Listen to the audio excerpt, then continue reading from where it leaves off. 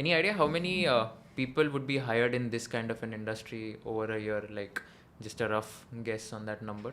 So as I said, right, the VC funds are also limited. So how many, like, now global, domestic, micro? So how many would there be? global, you hardly have like 5 to 10 at Okay. best, right? Domestic again would be like 20 odd maybe, Okay. and micro visas, etc. It's like a 50 on is the maximum outside, right? So roughly each fund will possibly hire one a year, on an average. That's it, only one. 1, 2 at max. Got it. Because see, all these funds are also on a lean team. 10 to 15 is like the maximum that they will stretch to, of which most of the partners, who will be like 6 to 8 of them, would be staying. So there will be not so it's ideally the churn happens in the analyst associate place, right? So that would typically be like 1 or 2 people leaving per Got fund. it. So are you trying to say there would be 75 people only who would be hired in 1 year? That's the maximum. Yeah. That's the possibly the maximum. maximum. Less than 100 for Yeah, sure. less than 100 for sure. My God. So it's very difficult for anyone. Yeah, to this get is into just this VC. industry. Yes. Just VC alone. Yeah. Right. But VC is also, I think, expanding, I would say, I think over the past. So there's 2-3 things happening which sort of make it more interesting. One is there's a lot of domestic capital now coming into VC, which wasn't the case even 5-6 years back. So as an asset class, also people are looking at it in a more organized manner. So you're saying Indian Yes. companies, like the founders of those Indian companies and all, institutions, they are putting in Indian more capital. entrepreneurs Got themselves, and there's a wave of exits that have already happened, right? So founders are putting money back into the industry, either as investors or starting their own companies, right? So that cycle has happened once or twice. So there's a lot more capital coming in. So this industry is going to keep expanding.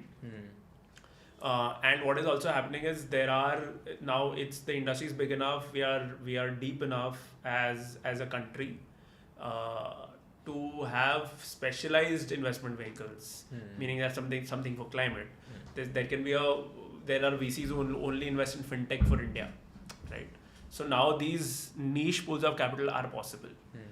So that will keep happening. Guys who sort of have built certain experience in a particular space, they will tend to invest, and they will open their own institutions. Right. So I think this pool will keep growing. If you ask us this question maybe 3 years down the line, this number might be close to 150 to 100.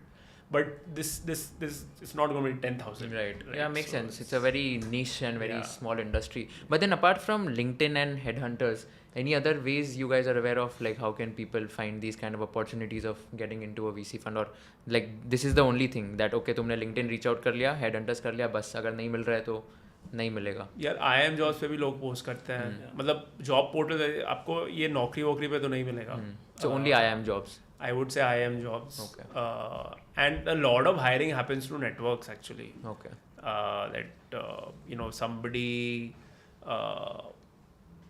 Somebody that we know. So again, LinkedIn only, right? I mean, LinkedIn or networks. Not necessarily. You can also network with people outside as well, right? Like so you can meet them for a coffee or just have a normal conversation with them. Right? No, but how do you meet them? I think via LinkedIn. So I think any industry events that you can easily So how run can into. people access these kind of events? That's a question. Because if I'm placing the large events, usually get sponsored by Economic Times and all this, so they get marketed a fair amount, right? So that's where that's a good place to start. And then once you start attending these larger events, the more people you meet, you learn about specialized events happening. So what kind of events would these be? Can you give some examples? Sure. So I mean, there is like a venture capital conclave happening like in 2 weeks, right? Is it? IVCA. The IVCA one, right? Sorry, what? When is it next The week? Indian Venture Capital Association is organizing. it's called it, right? IVCA. Okay. Yeah. So it's essentially like a 2-day gathering of VCs kind of across India, discussing different topics that VCs are focusing on, right? So these are ticketed events. These are ticketed events. Ticketed events, right? And I mean, then if you're not associated with the industry or anything, they're not cheap, right? But I mean, I've done that when I used to go for a lot of these networking events, and sometimes they pay off. And how can people get to know about these events?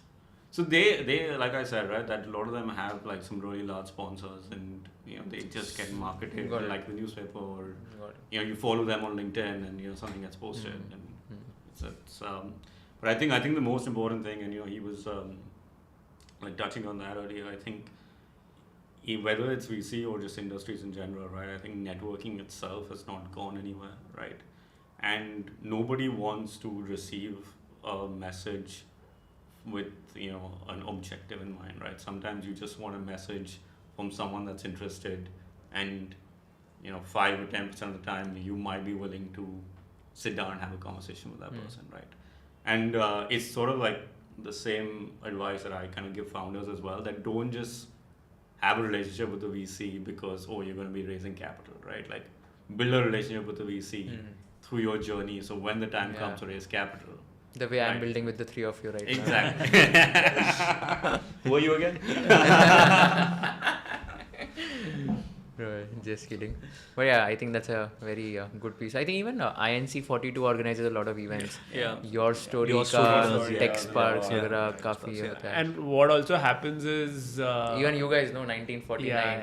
Yeah. You guys also organize a lot of events. Yeah, so I think it's if you're a candidate who wants to enter VC, it's important to sort of have an understanding of or pick a niche and exploit it, meaning that go deep into it, whether that is identifying events that you want to go to. You will only be able to do it if you have some objective in mind, meaning that not objective but some idea of where you want to be. Figure out which funds are doing stuff that is interesting to you, right? So I think that increases your chances of success, because the fact of the matter is this is not an industry that will hire 1,000 people a year, right? So there's no mass recruitment drives. Yeah. So there will be certain channels through which people will be recruited. Now, if you're lucky enough to get into those institutions, for example, the IITs, NITs, BITS, if you're a CA ranker, maybe doors open up for you. Yeah. But if you're not, then you need to do something, because it's very possible for these vacancies to get filled using these avenues only. Exactly. So it's very difficult to get in otherwise, which is a fact, right? I won't sort of mollycoddle it or anything. Yeah. So it's important to make a mark, or at least be very focused in your approaches. You can't for example, all of us must be getting LinkedIn messages. So I'm not going to have the time to read all 10 messages, sound the same. You guys would also have some way of filtering, right? I mean, if someone is reaching out to you on LinkedIn, you will also be like, हाँ मैं इसको time देता हूँ या तो मैं इसको इससे बात करता हूँ. So in most cases, like so we have an institutional process there. Like we have a HR who takes care. So any interesting resume that I find, it possibly forward to her, and she keeps in touch so that. What's the definition of interesting resume? Yeah, so as I said, right, like the case study or someone was put in some interest there, and the depth of that, right, like so, it takes us possibly 2 minutes to just go through your resume and case study to just form an opinion on whether you have substance or not, right? I'm sorry, I'm possibly bit mean in here, but you're just being practical. So if you don't put that intent, if you just, I get a ton of messages saying that I'm interested in your firm and I would want to get in touch with you for opportunities. What I would suggest is take some time, dig about what my firm does, what are the companies that possibly piqued your interest. That kind of shows that you've put in effort than giving a simple like cold outreach saying that, hey, I see there are opportunities in your fund, just refer me. That sounds more transactional than when you have spent time and gone through what my fund. That shows like you have a high intent. So I think that gives you a leg up if you show more intent there. That's how like I classify people as well. I don't know if you guys. Yeah, I mean, similar. That's how you do it. If you learned something new from this video, do share it with your friends and subscribe to this channel so that we can bring you the best content possible. Also, if you want to watch this entire episode, click on the link in the description box and you can go to Kushal Lodha YouTube channel and watch the entire podcast episode. Thank you so much for watching this and have an amazing day.